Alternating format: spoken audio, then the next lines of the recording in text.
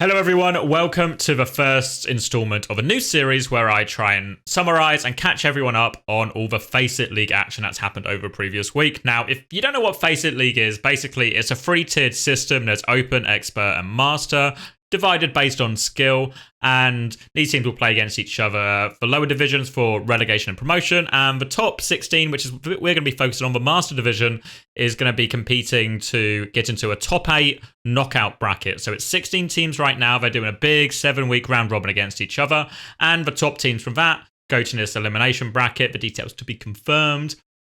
And out of that elimination bracket, the top 3 teams actually get a spot at the Esports World Cup, which is why this is important, that's why it matters, and that's why we're going to see all the top teams from each region competing to try and get these spots, because who doesn't want to go to the Esports World Cup and get a shot at that prize money? Now, the reason I want to make this type of series is because there's a lot of games happening. I can show you the schedule right now. What kind of video would it be without a spreadsheet? But I can show you the schedule, and as you can see, there's a lot of games. Each team's going to play 2 games a week. There's going to be 2 rounds per week, maybe even 3 rounds once we get to week 3. But it means all of these games here have happened in the last week. Week 1 has happened. All of these games have happened. There's results. And the problem with following this action is there's no central broadcast. So because there's no central broadcast, because the games can be rescheduled and it's a bit of a nightmare to broadcast, it means we're relying on co-streams or just for results on FACEIT. So what I hope to do in this video is just take us through all of the results, catch us up on all of the action. So as we especially get to the sort of later weeks and we're in crunch time, we have a good idea of how the teams are performing and how they're doing. Now, I'm not just going to do any summary videos. I'm also going to try and cover a lot of the games live on my Twitch, which should be up here. And we're going to do a lot of it on this YouTube channel as well. All the VODs from any game I cast will be on this YouTube channel if you want to watch the full one. We'll be doing some from replays and stuff as well, and there should already be 2. There's the Peps versus SSG game and the R8 versus Twitter game already on this channel. So there'll be more and more of that. But what I want to do in the meantime is I want to focus on catching us up with this week 1 of action. Now, we're going to be focusing on EMEA in this video. And we're just going to sort of go through all of the matches we've seen so far. So some of these will be pretty straightforward. There's not anything to really write home about. And we'll talk a little bit more about the more important ones. Obviously, we're going to be meeting a lot of the teams for the first time here, I imagine, for some of the viewers. So we can sort of talk about some of the roster moves and how we're in this current situation. So, first game. Going to be Super Shy, easy for me to say, versus Meta Boys. And this is a result that we'd expect. Not too much to talk about here. Super Shy are a team who got into top 8 in the last OWCS, obviously knocked out X Oblivion, to a lot of people's surprise. And they're really one of these teams that are competing for... In EMEA, we would normally talk about like the big 3 or the top 3. Then there's a sort of middle of the pack with maybe like a Peps and Ataraxia and D'Impero, maybe you could put in that, or D'Impero and Aqua Quick Esports, but you put them in that. I think Super Shy are very much in and competing for that. So... a chance for them to do well here, and I think this team should expect to get into top 8. So a straightforward win over Meta Boys, which is the sort of old Team Poland, but a win that we would really expect Super Shy to achieve. Then we'll move on to the Tough Shells versus Twisted Minds. Now, the Tough Shells are probably one of the weaker teams in the division, so Twisted Minds very much would be expected to win this. But the interesting thing about this is it was actually the debut for Crispy, debut for Vigilante, and debut for Kellen. So we actually finally get to see the Koreans playing on this Twisted Minds roster. I didn't see the game live, but the expectation is they're definitely be playing a lot more dive. You can maybe see that a little bit by they actually drafted to Hollywood here, Twisted Minds, which isn't something they would normally do, but now with this new look roster, dive is really very much not just their wheelhouse, but actually their comfort zone and their strength. So they play here, they're successful against a team they should be successful against. A straightforward debut. Next, we have Temporary Name, which is a lot of the old Quick Esports roster. We see Fi, Dan, Dollar, and they were playing against Rockstars, who is obviously the team that sort of followed on from the Rock Esports roster with Checkmate and Izyak, and it didn't work out. They've made some changes. Obviously, Gucci played for them and Skyle played for them. We're going to see Ollie play in their later game as well. So a few roster changes. But the big news here is really... it's a horrendous start for Rockstars. I think this is the sort of team they should probably really be aiming to beat. And I think it's starting to get more and more tenuous. All the hype that was given to a lot of these players like TVNT and Rojo, especially, about maybe they were sort of a next generation of Saudi talent. They were going to really impress. I think TVNT especially does still look really good individually, at least mechanically. But the team, every time we've seen it, has just looked quite dysfunctional. And unfortunately, it seems like they're still running into the same problems here. And a loss against Temporary Name So it's a really disappointing one for Rockstars. So not a good start at all, and a lot more questions about can this team actually ever get it together. Then we watch nu.age against Meavdron. Now nu.age are probably a team we've seen in OWCS before. I think this team, their ambitions are probably around can they get into that top 8. I think getting like a 7th or 8th spot there and getting that qualification to top 8 is really achievable for nu.age. Meanwhile, Meavdron are probably, again, one of the weaker teams in the region. Probably a lot of players, people, including myself, are a lot less familiar with on this left-hand side right now. So even though it was relatively close on Icon World, at least, you would expect nu.age to win this and a straightforward one to kick them off. Then we get to R8 Esports versus Ataraxia. Now, you probably recognize these teams a little bit more than you recognize the names at the top. R8 Esports is Peace and Love, or a Beaks team, whatever you know them by from OWCS. It's the same team, it's just now under the R8 banner. Ataraxia, on the other hand, is sort of a new look of the Ex-Oblivion roster. Obviously, Ex-Oblivion not competing to qualify for the Esports World Cup. So this roster is now fielding itself under Ataraxia with a couple of changes. Sauna's going to come in, Rajaro's going to come in on tank, and Gala's actually going to come in as the main support. Now, we've seen Gala play a main support role before when he did it for Spray Check in Flash Ops, where he mostly played Kiri. They did lots of BAP Kiri type stuff, and then occasionally Gala would swap to Lucio. And honestly, the way it worked, it looked about as you'd expect it. When Gala was on Kiri, he looked really good. He looked like an elite level Kiri. When he was on Lucio, it looked like a bigger struggle. Likewise, Rajaro is, I think, a name that people may be less familiar with, but I think at least within the scene, he's got a pretty good reputation as one of the sort of up-and-coming tanks, and this is certainly a big chance for him to prove himself on a much higher caliber team. And I think if I'm Ataraxia, the idea of forming this roster is to get one of those top 3 spots for the Esports World Cup. So you'd want them to win these sort of games, and win these sort of games they did. Even though, obviously, you can really make an argument this Hollywood looked pretty close, right? This Hollywood did look pretty close, but a good win and a good start for this new look Ataraxia roster. And I'm sure the Ataraxia organization, after some of their previous iterations of teams and rosters and failings, are actually pretty happy just with a nice, easy, good start in what actually is could be a quite important game once it comes down to the wire. Then we get Peps versus D Impero. Now, D Impero, you'll know from OWCS, but these guys are actually now playing under the Quick Esports banner, which was the team that Dan, Phi, Dollar used to play under. Now Quick are sponsoring this D Impero team, who is obviously OC's team if you caught any of his streams, and they played in OWCS Stage 2, got to the top 8. They were up against Team Peps, who a lot of hype was put into Team Peps, especially with this new roster. And you'd expect Team Peps to win this, and win this they did. So not too much to read into here. I think Peps, really similar to the Ataraxia roster we talked about, really have their ambitions on that top 3 spot, much more than anything else. Anything less than that, I think they'll be disappointed with. So off to a good start here. Then we get to SSG versus Celtas. Now, Celtas have been in the group stage of OWCS before, but obviously SSG, they're the best. They're the current champions of EMEA. They're the best team, and it was business as usual for SSG. They win both maps, looks pretty convincingly from the scoreline. Nothing to worry them in this opening fixture. Then SSG went on to play Peps, and actually, another straightforward victory for SSG, but more impressive. Obviously, Peps a much higher caliber team. To also 2-0 them, going to feel good for SSG. This Icon World very close, and to be fair to Peps, this is actually, we had to see some pretty clutch plays from SSG. The full VOD of this is actually on the channel if you want to watch the entire game. But now Icon World especially, there was a lot of clutch plays back and forth.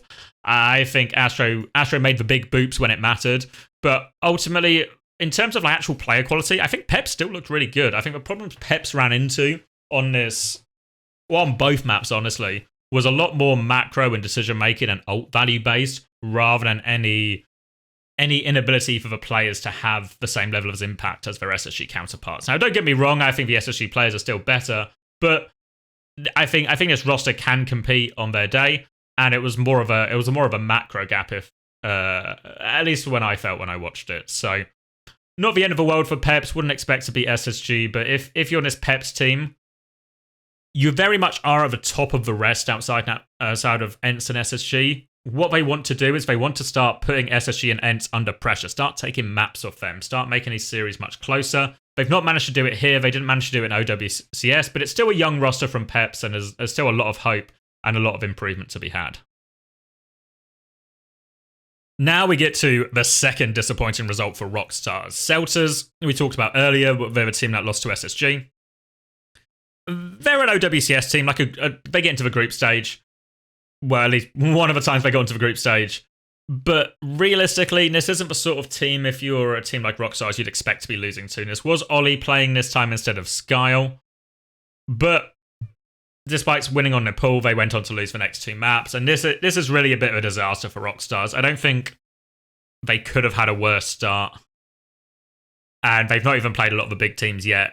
These are the games they would expect to win. If their ambitions, I would say, probably would have been to try and get into that one of those top 8 spots, maybe a 7th or 8th qualification Rockstars. But with results like these, they're not going to get in that spot. There's still 7 weeks and still loads of rounds to go, so there's time to improve it.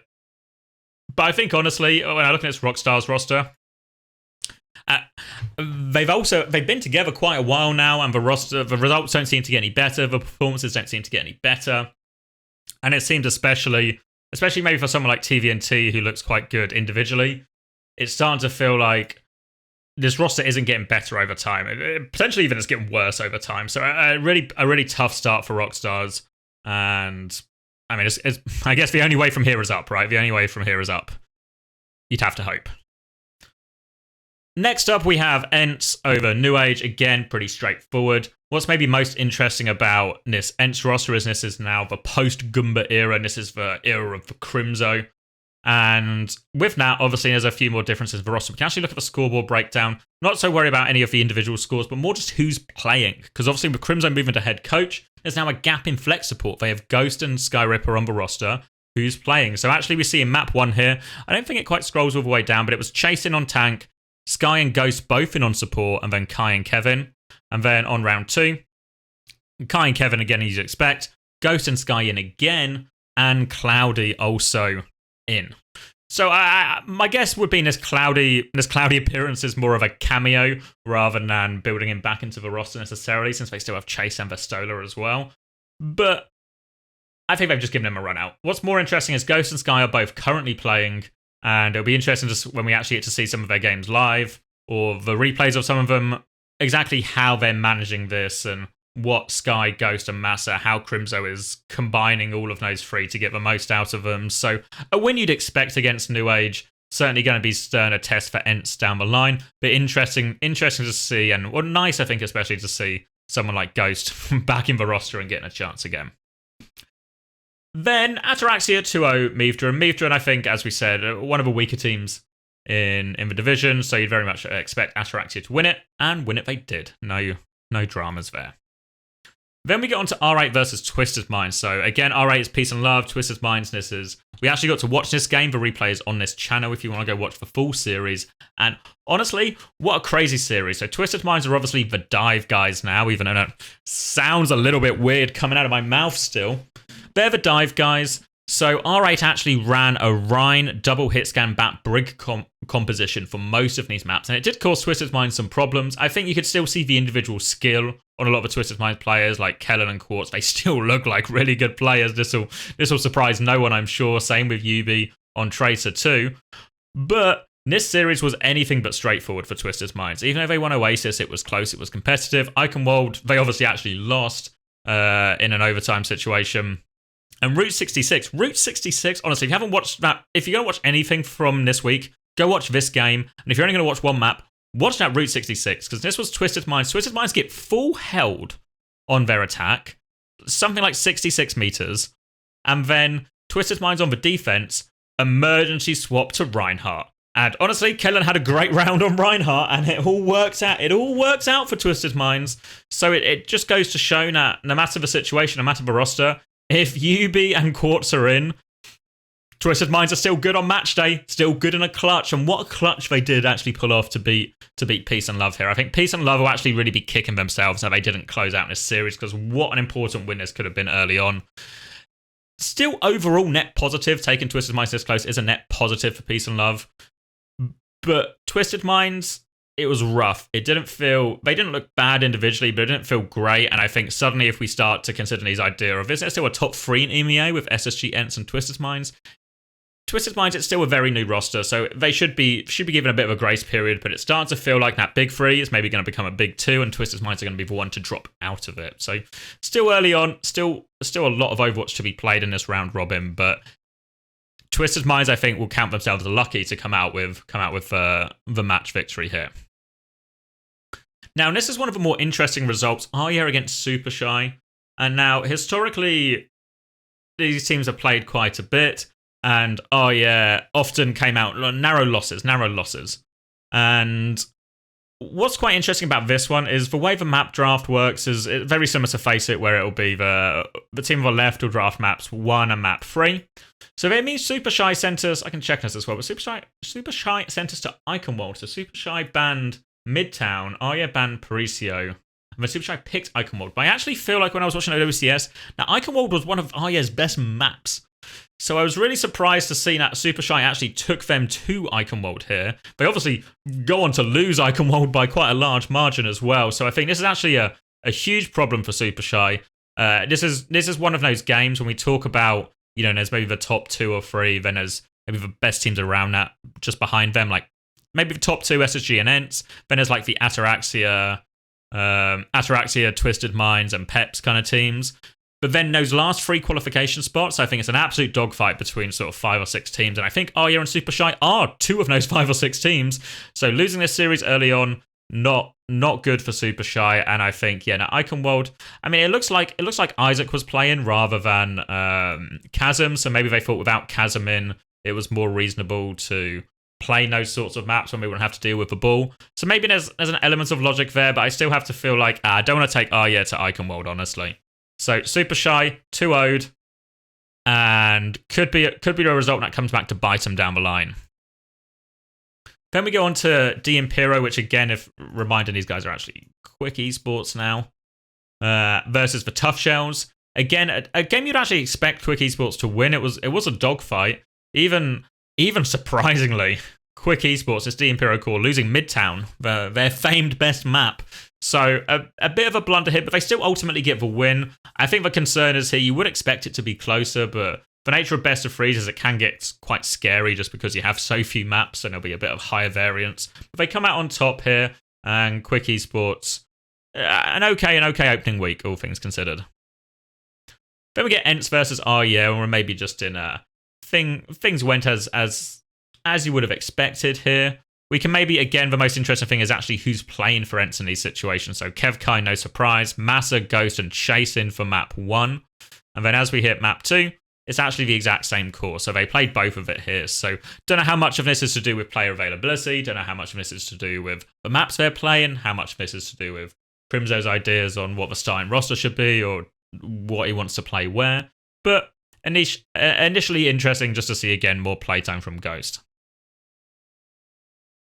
Then Meta Boys over Temporary Name. Now, this is a bit of a surprise result. I don't know if it will have any big impact in the grand scheme of who gets into this top 8 spot, but certainly a great result for Meta Boys. They took them all the way, right? You look at these scores. Wow, they won Samoa. It's lose Eichenwald 3-4, win Shambali 4-3. So it's a shame we didn't get to see the series because it actually felt like it was a massive dogfight in this series.